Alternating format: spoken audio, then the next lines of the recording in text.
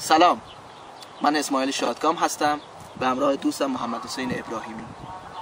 هرچند دیر ولی ما به این نتیجه رسیدیم که تابوها مانع حرکت رو به رشد ادبیات و هنر هستند و به جدی‌ترین شکل ممکن باید از راه برداشته بشن.